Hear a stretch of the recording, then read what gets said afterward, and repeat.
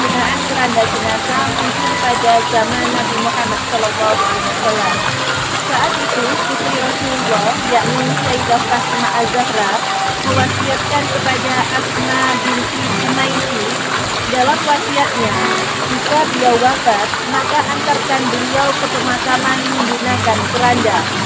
Keranda merupakan media atau alat transportasi untuk mengangkat jenazah dari rumah menuju ke pemakaman.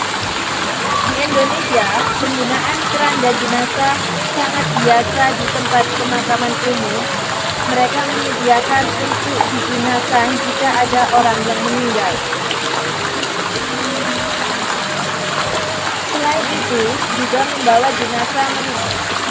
Selain membawa jenazah menggunakan keranda, hal penting lainnya adalah alangkah baiknya umat Islam untuk mempercepat proses pengurusan jenazah, mulai dari memandikan, mengkafani, mensolati, dan juga menguburkan sesuai dengan syariat ajaran agama Islam. Dan berikut adalah adab dalam mengantarkan jenazah. Yang pertama, tidak mengeraskan suara. Lalu yang kedua, berdiri pada saat jenazah diangkat. Dan yang ketiga, mempercepat langkah saat membawa keranda jenazah. Lalu mengiring jenazah dengan khusyuk, tidak bercakap-cakap saat menundukkan pandangan.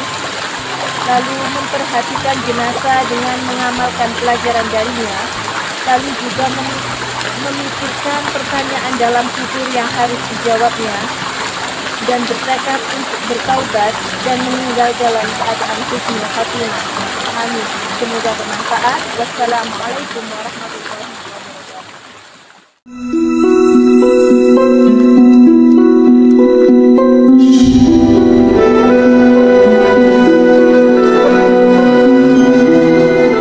Assalamualaikum warahmatullahi wabarakatuh.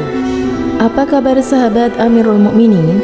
Semoga semua dalam lindungan Allah Subhanahu wa taala. Ada kisah menarik dan penuh hikmah dari putri Rasulullah sallallahu alaihi wasallam, yakni Fatimah Az-Zahra dengan asal usul adanya keranda mayat. Seperti diketahui, putri kesayangan Rasulullah sallallahu alaihi wasallam ini, Sayyidah Fatimah Az-Zahra, adalah satu dari keempat perempuan pemuka surga. Putri kesayangan Rasulullah sallallahu alaihi wasallam ini lahir dari wanita mulia Sayyidah Khadijah binti Khuwailid, yang juga salah satu perempuan pemuka surga. Sayyidah Fatimah dijuluki sebagai pemimpin perempuan umat Islam dan teladan terbaik bagi kaum perempuan di dunia. Dalam kitab Sirah Nabawiyah dan juga kitab Hilyah Al-Auliya, kisah ini berkaitan dengan akhlak beliau dalam berbagai kehormatan. Dari kisah inilah jika bakal dibuatnya keranda mayat yang kini digunakan umat Islam di seluruh dunia. Dan berikut adalah kisahnya. Ketika Sayyidah Fatimah sedang sakit dan diambang wafat, maka Asma bintu Umais radhiyallahu anha datang menjenguknya.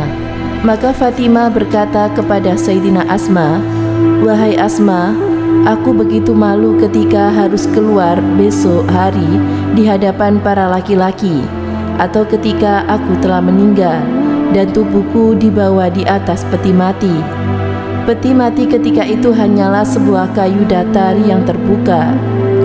Tubuh mayat yang sudah tertutup oleh kain kafan akan diletakkan di atasnya dan ditutup lagi dengan sebuah kain sebagai tambahan." Sayyidah Fatimah sangat malu dan sedih ketika tubuhnya akan terbentuk oleh kain kafan. Beliau tidak ingin ada seorang laki-laki dapat melihat bentuk dan lekuk tubuhnya. Maka dengarkanlah kembali isi curhatan Fatimah yang sungguh mendalam. "Sesungguhnya aku merasa malu dengan apa yang terjadi untuk para wanita ketika mereka dipakaikan sebuah kain kafan. Maka kain kafan itu akan membentuk tubuhnya." Mendengar curhatan hati dari Fatimah, maka Asma berkata padanya, "Wahai putri Rasulullah, maukah aku kabarkan kepadamu sebuah peti mati yang aku lihat di Habasyah?" Maka Asma membuat peti mati yang tertutup dari semua sisinya seperti sebuah kubus. Ketika peti mati sudah jadi, Asma kemudian menutup peti mati itu kembali dengan sebuah kain yang luas, maka tubuh mayat yang di dalamnya, di atasnya tidak akan mungkin terbentuk atau bersifati. Melihat perbuatan Asma tersebut, Fatimah begitu bahagia. Seketika Fatimah berkata kepada Asma, "Semoga Allah menutup auratmu sebagaimana engkau telah berusaha untuk menutup auratku." Begitu indahnya buatanmu ini, sehingga wanita yang meninggal bisa dibedakan dengan laki-laki yang meninggal. Jika aku mati, maka mandikanlah diriku bersama Ali. Hadis riwayat Abu Nuaim Al-Asbahani pada Hilya Al-Auliya.